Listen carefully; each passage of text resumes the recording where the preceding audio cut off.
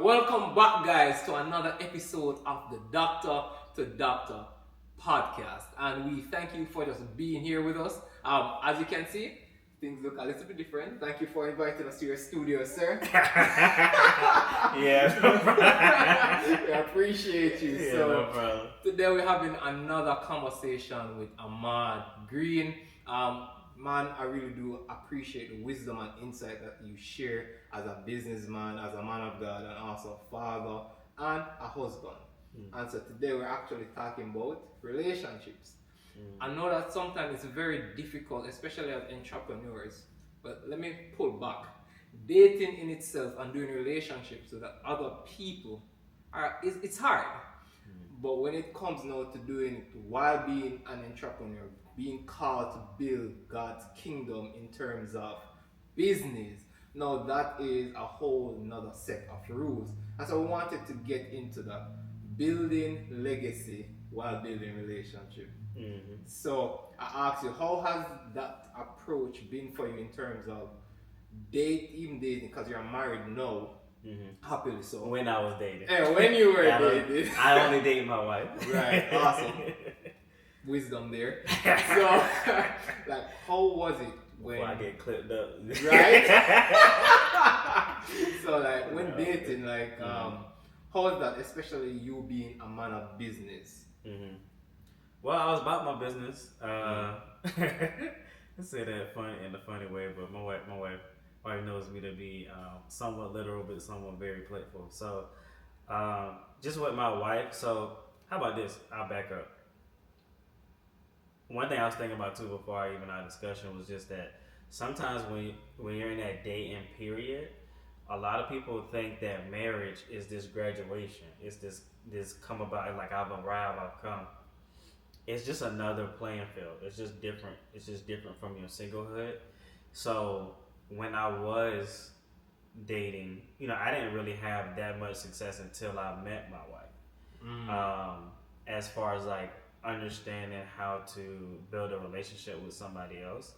So it's never like you just have it all together. It's just like you figure out things as you go. Unfortunately, because in today's age, it's not like, people sit you down and really tell you this is how you should date, this is how you should do that. So if you ever hear anything from me today, it's just because I lived and I learned. It's not that I know the end all be all in every single thing about dating and everything.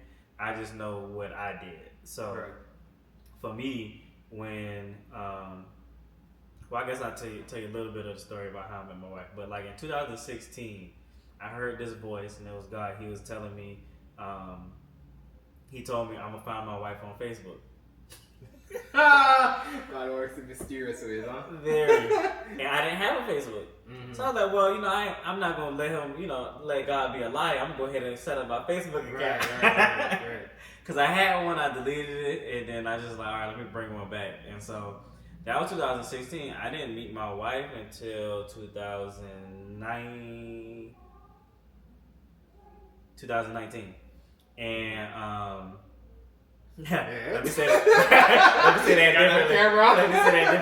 I didn't meet my wife until 2019. I was confused because it was right at the turn of 2019, so I was trying to figure out what 2018, 2019. About 2.5, 3 years later, that actually materialized.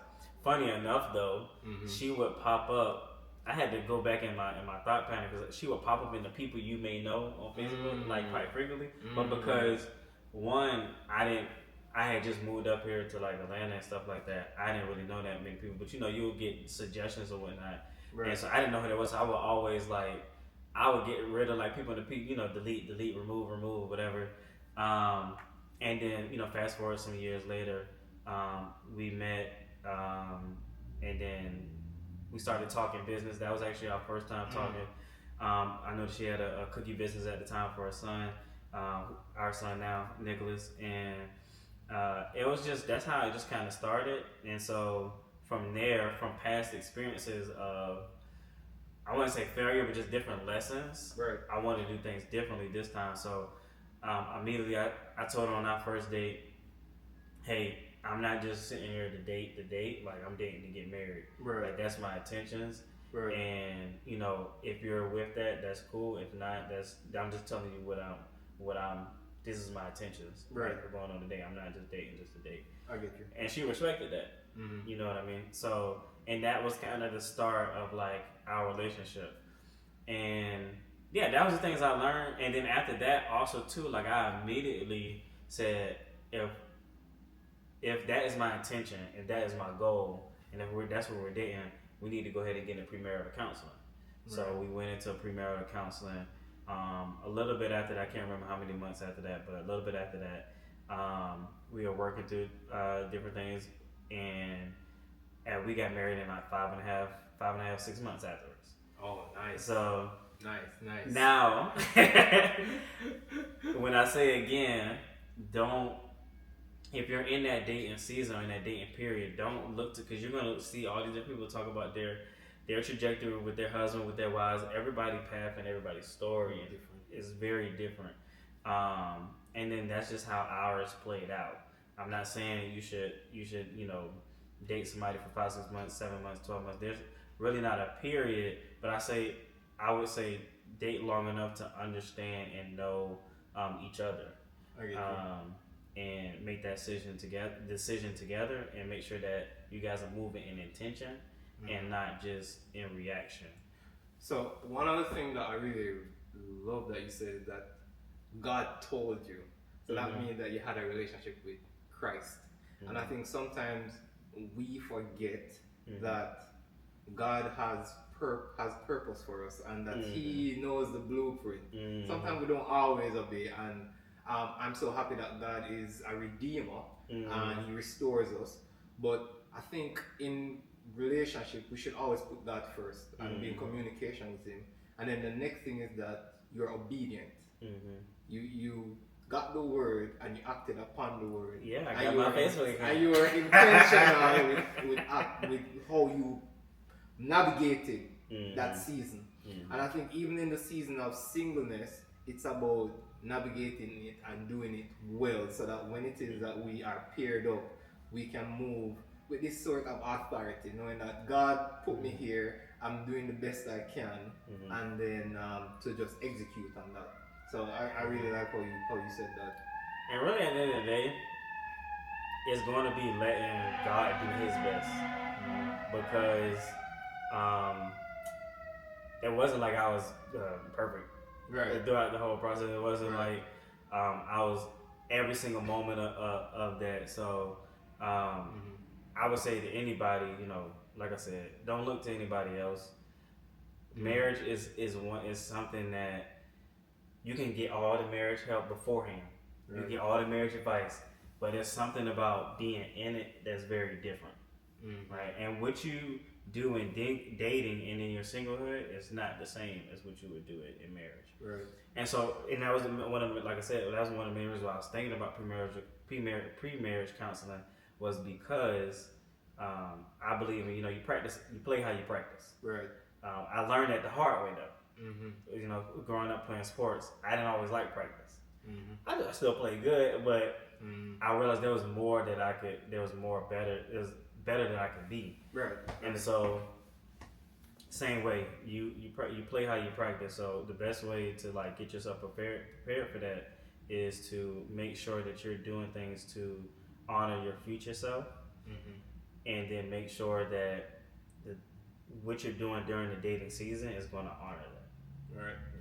I like what you said, that you ensure that you practiced first in regards to how you were communicating, how you were just getting wise counsel, putting yourself in a state of being heard, or how to speak to others, and I'm guessing that helps you to also like have community when it is even in your marriage stage. So one of the things that I wanted to, cause I was speaking to a female friend of mine, Ayo, right? And we were talking about how different expectations in the dating realm, how sometimes it could be, okay, the man is at a point of wanting to make sure he has everything ready, in terms of finances, in terms of having himself well put together, So when he meets that female, he's ready. And females might have a different expectation, coming into union. Mm-hmm. But let's speak from the man's point of perspective. Like, what do you say to the man who said, "I'm getting myself ready now in terms of finances before I get married"? Is that the right way to approach it? Is that how you approached it? Nah, I ain't had no money. I ain't had no money. Alright. I love your honesty, right? But I would say this, like, I can respect the fact of a man, because here's the thing, we use these generalities, but at the end of the day, everybody's very different, right? So there are some men, like, maybe they do need a little bit extra time with it, maybe this, and sometimes there is a man who somebody is presented to you that is going to help you on that journey and help you far better than you just being by yourself. Right. So I think that's not a right or wrong thing. You know what I mean? But it's how you look at it and how your heart is throughout that process. If your heart is idolizing getting yourself ready, that doesn't do you any good. If your heart idolizes getting somebody to help you, that doesn't do you any good either. It's basically when you're at that point. This is just from taking back and taking inventory, because, like I said, I didn't have no money. So I could look back and say, man, I could look now at my life like, oh man, things could have been a lot easier if I was already ready. Or I could have a better mindset and mind state and think, oh, I have exactly what I need. Okay. I don't have to look towards anything else. I don't have to idolize this or that. But there is a scripture, and I'm going to butcher it, so I'm not going to quote where it was from or what. But there's a scripture, and anybody can fact check it and find it. But it talks about, like, getting your field ready before you build your house. Right? That doesn't necessarily mean, as a man, I'm going to push women off while I, build everything. It just means I need to be in purpose. And I need to be intentional in about the steps that I take, right? Because the thing about is building your field before you build a house is like building your farm, building your asset before you go and purchase something that's not necessarily an asset. But it's different when it comes to, like, you and a woman, me and a woman, me and my wife. It's like when she came along, she has provided so much more to me in my life as far as, like, pushing me to be better, pushing for me to learn different things. Her learning in her own way that then spills over to me. So that's so good.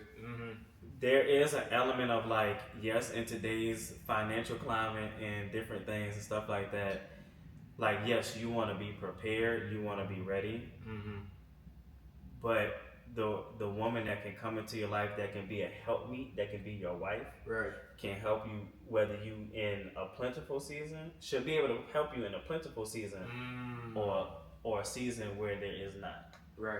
So you shouldn't idolize either one, personally. That's so good. So I know we're in a season, cause we go to the same church, Victory Church, and right now we're in a season where we're focusing on the family, and I think our pastor is doing a great job with that, because even with the last sermon, he broke down the 5 stages, and I think I want to zone in on the friend zone, because a lot of times we disrespect the friend zone, but I'm learning now, especially in this dating season, that this is where the gold can be found. Because even you said, when you started speaking to your wife, it's okay, she had a cookie business, and you started learning more about her, the communication, and just having no expectations and learning about the person, right? And I think sometimes we get so caught up in searching for the one or idolizing marriage that we neglect the small steps, and so we skip steps. So we go from, oh, I like you, alright, what job do you do, or can you provide for our family? I like this, can you provide for me as a wife? And so we kind of skip steps, but I wanted to go back, like, to the friend zone. Like, what was that like for you knowing? What you mean by friend zone? No! I don't like that word. You don't like that word? Let's talk about it. You know, Let's it's talk funny. about it. You know, it's funny. Let me remember the story. But I remember one time, me and my wife was joking around when we was dating. She was Right. like, "Oh, you my brother in Christ." I was like, "Don't call me." Ah! I was like, "Don't call me that." Oh, right. Why? We Why? did- Why? For me personally, it's just a person. It was if we Right. we was joking around at the time. But like for me personally, because like when people say when you know Brother when we say in brother in Christ. Christ or somebody say friend zone, it's like I like you as a friend, but I don't like you enough as like I get you. a significant other. Right. You see what I'm saying? So that's the only reason why I was like, don't call me that. I get like, you. yeah. I get you. So let me give Yeah. you from my perspective. Yeah, let perspective. me get your definition Because- so I can speak to it. So in my experience, because sometimes I can move fast, right? Mhm. And I like you. Alright. To probably 2 weeks, 3 weeks, say, how much children do you want? You kind of like that.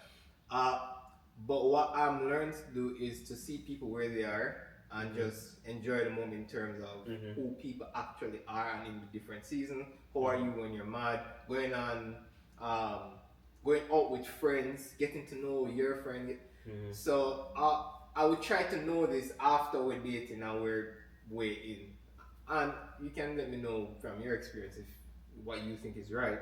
But what I try to do now, and I think I'm in just a season of just slowing down, is where I just get to know the person as a friend. And when there are no expectations, because even it was said in the sermon where your commitment should match your connection. And sometimes I believe sometimes our connection outpaces our commitment, where we are meeting parents, we are talking marriage, looking for ring sizes, when there's no discussion about where are we as a couple. So I think after the friendship, then we say, okay, I really do have interest in you and I want to be more intentional with how we go about our relationship. And so now it's not just friendship, it's now I have an interest in you and I'm now date, and then after that friendship with intention, then there's that dating phase. But let me know what you think, because you're married, I'm single. I don't know anything. And and you know it's funny you say that. Just everybody here, just because I'm married does not mean I know everything. Does not mean it does not mean we have a high divorce rate. So that doesn't mean just because you married that you know anything. I would say this. I can't say whether it's right or wrong. I would just say this. You can do both of those things at the same time. Okay. Those are not mutual. I don't think those are mutually exclusive. Like you could be on a date, have fun with a person, get to learn them, and like y'all been a couple dates in. It's like, hey, we are thinking about this. Let me get. You know what? There's a book that actually me and my wife had read too, The Sacred Search. Sacred Search. That book is really good, especially like while you're in that dating period. Okay.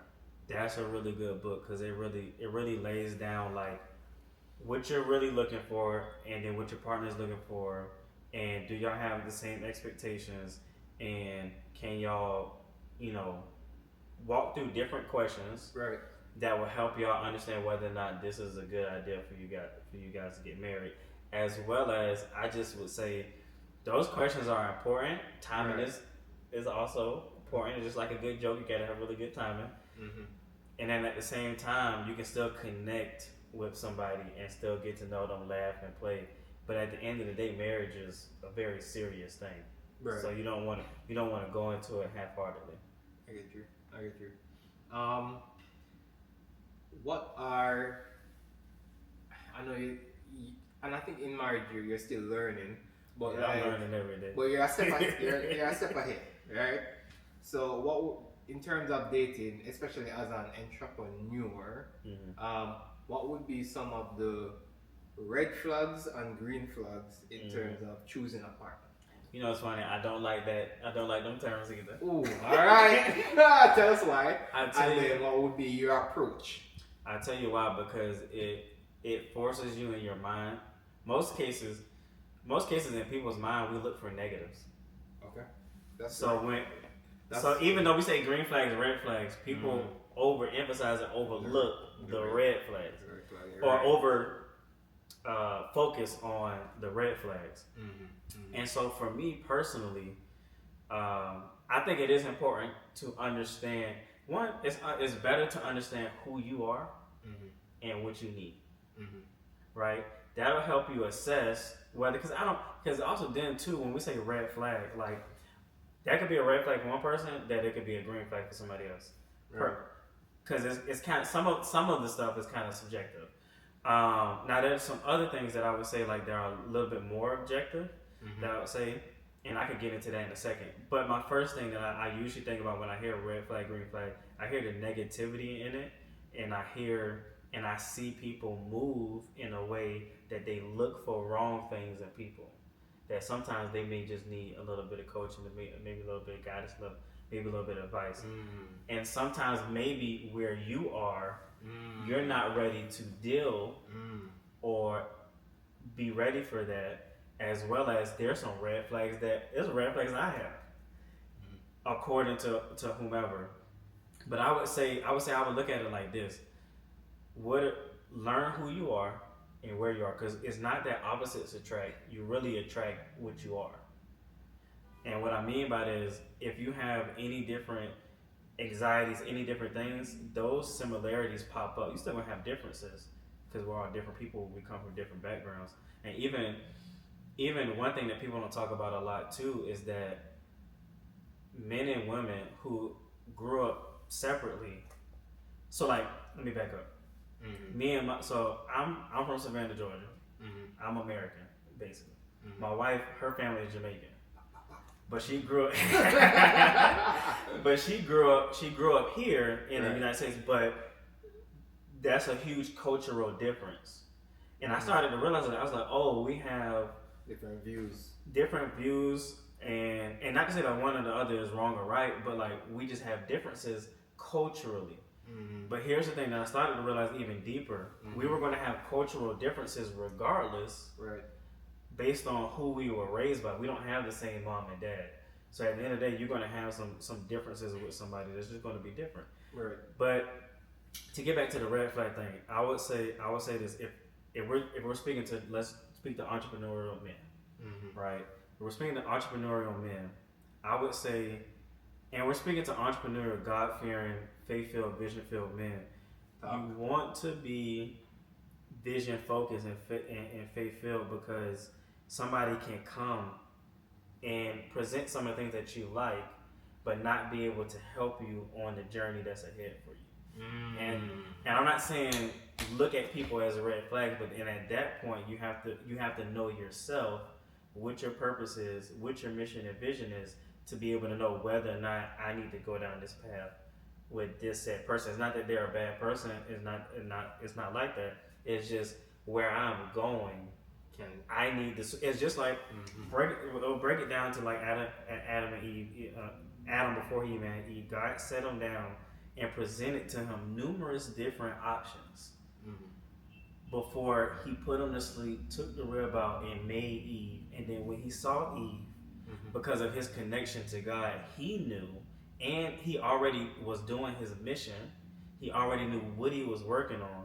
So when God had presented the right thing to him, or not even the right thing, when he presented his suitable helper, he immediately could identify that.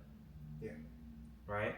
And so that comes from actually being in mission, being in vision, and saying, I know what needs to get me there, and I know what I need to help. And then I can look at my partner and look at them from not, I'm trying to find things that's going to get me off my path, but I'm going to find things about them that can help me on the journey, and let them showcase that they can be a help to you by being in your vision and staying steadfast to that.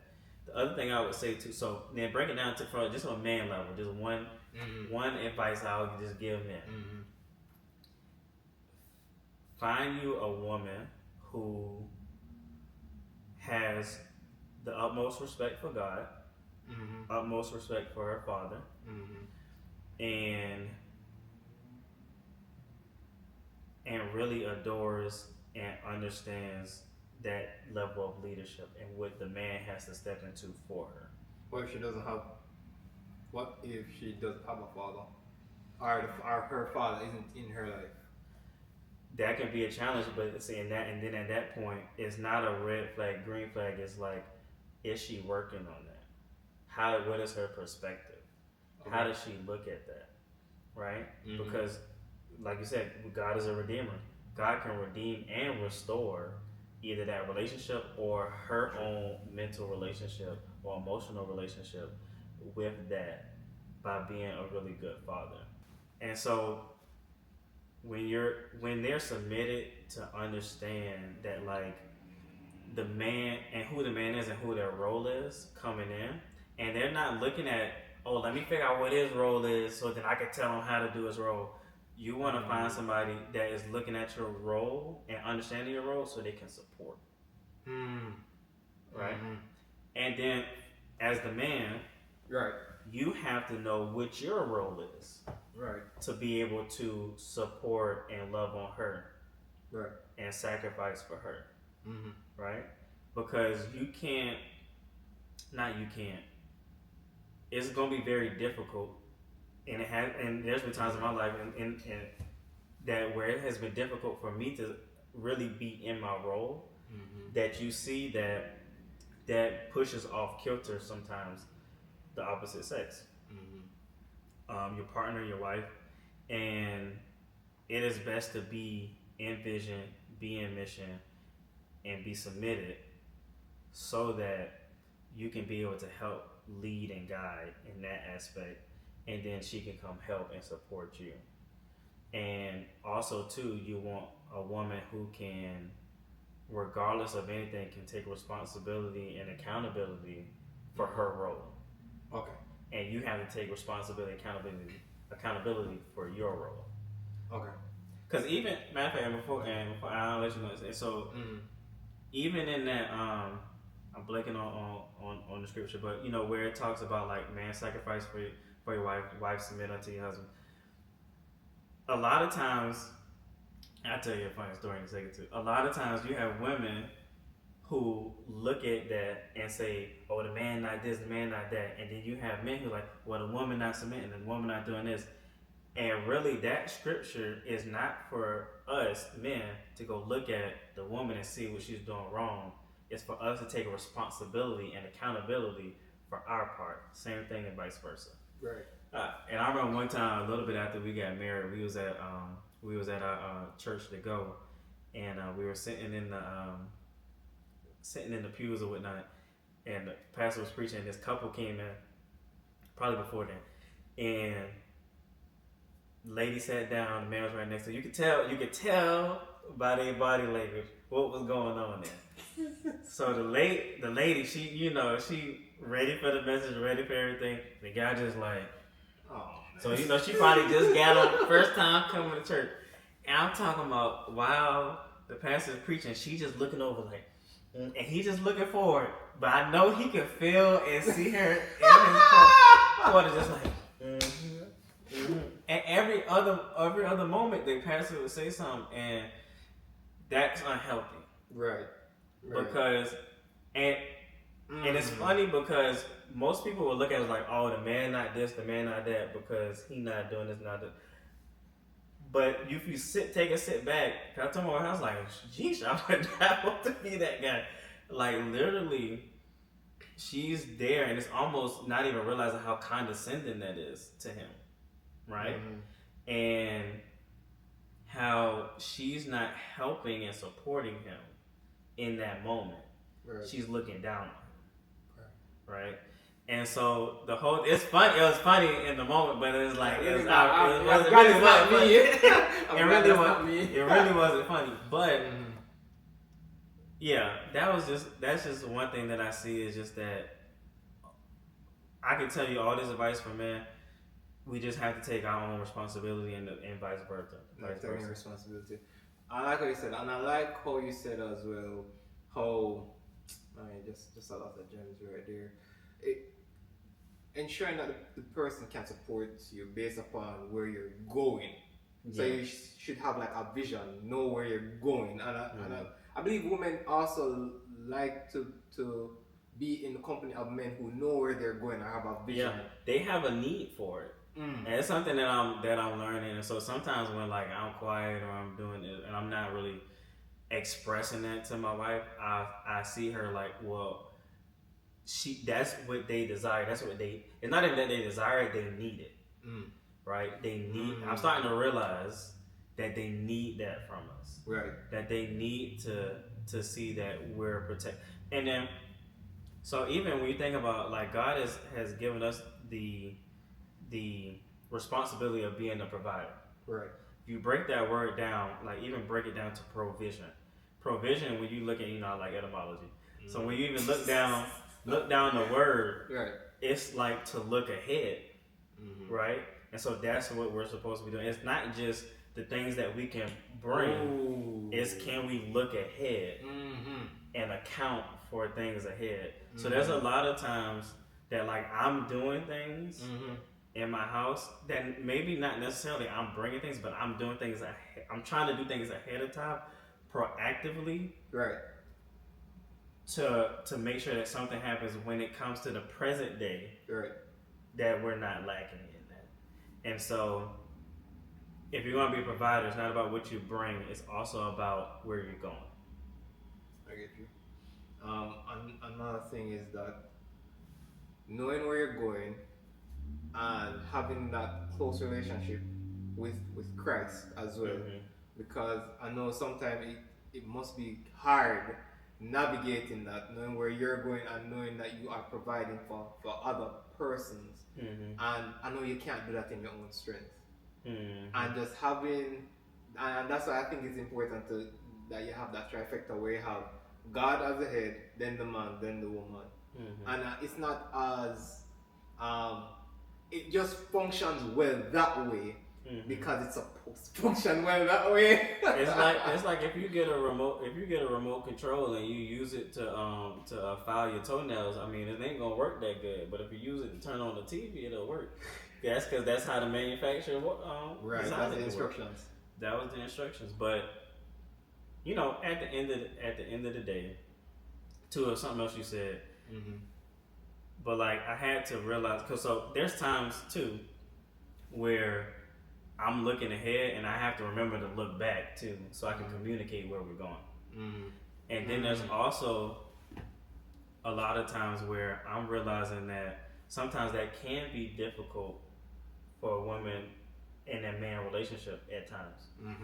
And the reason being is just because how our brains are wired most of the time. Like so like I'll be like talking about stuff like with my wife sometimes, and then she'll be like, oh, well, why don't you try to do that now? It's like, I don't want to do that right now. I'm trying to do this. And that's just mainly because as men, sometimes we like singly focus. Like, we put things as like priority 1, priority 2, priority 3, priority 4. Box. I'll go priority 1. All right, let me knock that out. All right, boom, let me do this, let me do that. All right, I'm going to get to 4. And so that comes into play too, like with like chores and like different stuff in the house. Because it's like, why am I going to wash dishes when like priority number 1, like say like one of the kids not feeling too well, like I'm not about to wash my dishes right now, or I got X, Y, Z, different thing. It's not that I can't wash dishes or I don't want to, the priority level. And so for women, sometimes they can almost have multiple different priorities. So like when I'm saying different things, interesting. It's like, well, why you can't just do it? And it's like, well, that's not what I'm focused on. Right. That's what I'll say, but then I started to realize we just think and operate differently, and that is okay. That is okay. And you just have to learn that is okay, because that is okay. From the woman's side, it's okay that he goes boom, boom, boom. From the men's side, it's okay that she can bounce around, because it helps, like you said, in that order, and that's why God designed it that way. It's good for me as the man to be like, I'm gonna knock this out. I'm gonna knock this out. That keeps me focused. That keeps me going. That keeps me going forward, and that keeps me in provision, in protection, and everything that I'm assigned to do as a man. Right.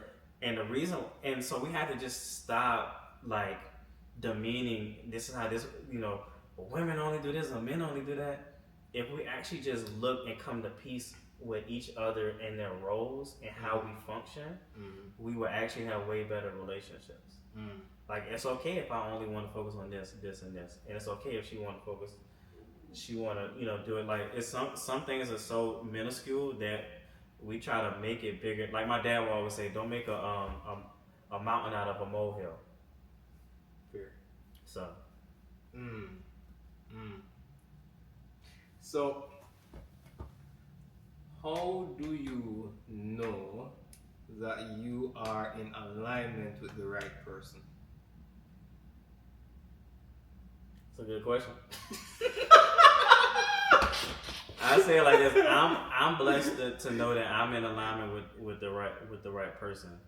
I think back to what I was also saying in that dating, because that's a thought that I had before, like when I was dating, like trying to figure it out. Sometimes we sensationalize like trying to figure that out and what have you. At the end of the day, you have to have just a good relationship with God for Him to let you know what you're doing. Yeah. A lot of these things that we talk about, it's just people are doing it in their own strength, and so you get confusion from that. And so I didn't have no confusion when it came time to like get married to my wife, because I just Amen. that was when I looked at what I was looking for. That's what she was. Yeah. And so, yeah, that's how I know I was the right person. God told me. God told you. Hallelujah. So, for the woman listening, like, what would your advice be? Can we even said it a lot? It's okay for men to think differently. But what would your advice be in how to approach an ambitious man? That's a really good question. Another good question. That's another good question. For the women out there to approach an ambitious man,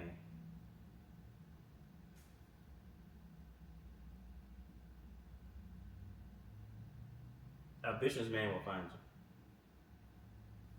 you. An ambitious man will find you. Let's even think about the story of Ruth. Mm-hmm.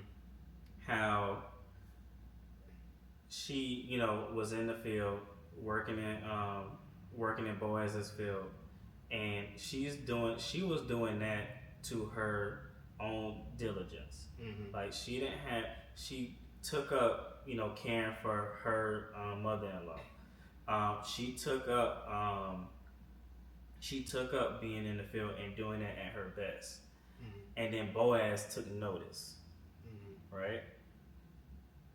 A good man, the man that you're looking for, the ambitious man that you may be with, he's going to notice you. Okay. And he's going to notice you because of who you are. Okay, so even after being found, how do they steward that? Well, you are what you consistently do.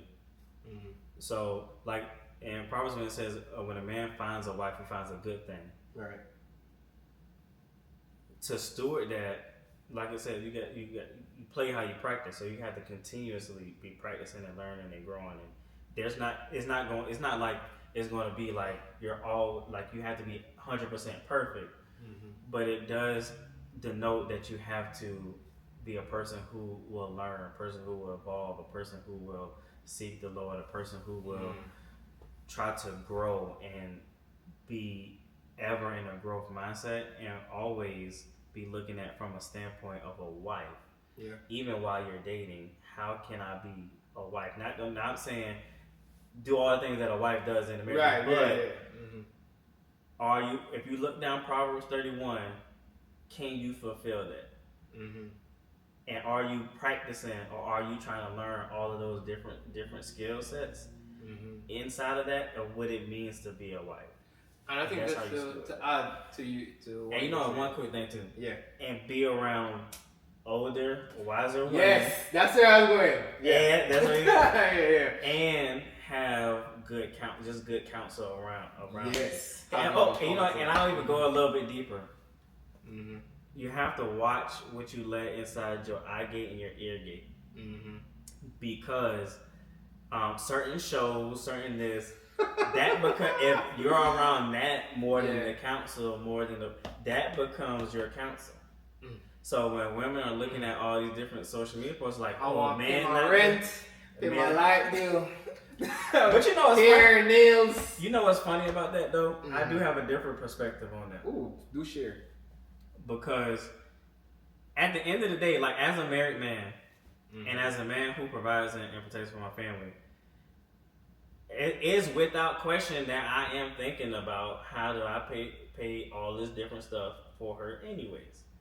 So it is a legitimate if we ask men, if men ask what do you bring to the table, and the question the woman that question. Yeah. Yeah, we can get to that too. But if a woman asks like, well, can you do this, do that? Now, granted, I'm not about to be doing all of that. Nobody about to be doing all that while they dating them, right? Right. Okay. But at the end of the day, as a man who is taking care of my woman, I am thinking about, and she'll tell you because I'll bend over backwards sometimes trying to figure out how to like make sure my family is good. Right. So yeah, I'm moving it, and here's another thing too. A lot of relationship, especially in marriage, that a lot of the relationship problems that you'll see is mainly because people don't, either men or women. It's culturally we do not think high enough. And I'll break it down to you. So the other day I was thinking about, so back to my point of like I think about it like at the end of the day. So I got 3 kids. I got my wife. Right. By the time I get in, which I need to get back in a little bit, but right. By the time I get back home from working and this that, she done been with the boys all day. We still got stuff to do with the boys, get them ready for bed. Then by the time at the end of the day, we tired. Right. And like this happens in a lot of different marriages where like you taking care of kids, like kids coming to play and different stuff like that, like where now you're full day, you get this itty bit of time with each other, right? Each day. What if instead of complaining why the dishes aren't done, or complaining why the house isn't clean, or complaining why my husband doesn't support and understand, why don't I think a little bit higher? What if, as an entrepreneur and a Christian man, what if I actually increase my level of vision so that my business exceeded my outgo in a way that I could hire help at the house? Because when you think about it generationally, like what we're living in now today was set up to benefit not necessarily families, but other corporations and companies. So why don't I, instead of getting mad at the system, why don't I play the game in a way in which the game can't play me? So why don't I think about how do I get a house manager? How do I get a nanny? How do I get somebody to do tasks at a lower level where I can do tasks at a higher level?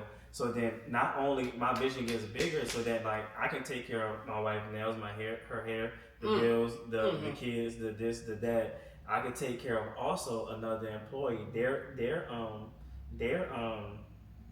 well-being and their pay. Why don't I think a little bit higher? And then as you keep going, I need to continuously think higher. All right, now how am I thinking about my children? How am I thinking about my children's children? How about my children's children's children? Levels. How much higher can I think? And if we continue to think a little bit higher, we actually could solve a lot of these problems, because we try to solve these problems at the level that we need it at instead of going a little bit higher and bird's view and figuring out how do I manipulate and work the system to be in my favor instead of the system. That's where a lot of these issues come into play. Money, chores, this and that, roles and stuff. Why? And I'm not saying that in like a pompous way, like why am I doing the dishes? But it's like, why am I not thinking higher? And that's where it started from. It's like, why am I doing these dishes late at night? But it's like, why don't I think a little bit higher? Instead of expecting my wife to do X, Y, Z and all this different stuff. Taking accountability and taking responsibility for my role. Right. And my role is to provide a vision and provision as the provider. So why don't I make a provision and make it so big that you can't stop it?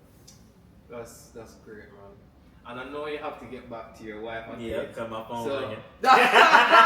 So for the man, the young man, or even the man who's watching this, ambitious, entrepreneurial, God-fearing, what would be the one thing you want them to walk away with in terms of pursuing legacy and relationship in Christ? Well, one, in legacy, a good man stores up inheritance for his children's children. Right. We talked about that before. But I'll sum up what I think about like this. Walk, and it's a quote that I just quoted myself. I think I created it. Walk light, but make a dent. So sometimes like people can see me as like, you know, sometimes soft spoken or sometimes just like a people person or whatever it is. But like I really live to walk light, to where I'm courteous, I'm respectful, I have manners, and that. Cause my dad told me too, is like if you want to get anywhere in life, have manners. Fucks. And so manners, he always told me manners will take you much farther in life than anything else. So like if I walk light in this world and I be light, that actually makes more of a dent because the world is so skewed from actually those things and those manners, that respect, that courteousness, that everywhere I go I actually make a dent because it's not normal. So walk light, make a dent. Walk light, make a dent. Well, thank you so much, Ahmaad. I really appreciate it, sir. Amen. Yeah, so guys, amazing episode, and please like, share, and comment, and let us know if you agree with some of the things we said. Did we miss anything? Is there anything that you'd like to add? Let us know so that we can enrich the life of our men and women as we pursue healthy, God-fearing relationships. Thank you and blessings.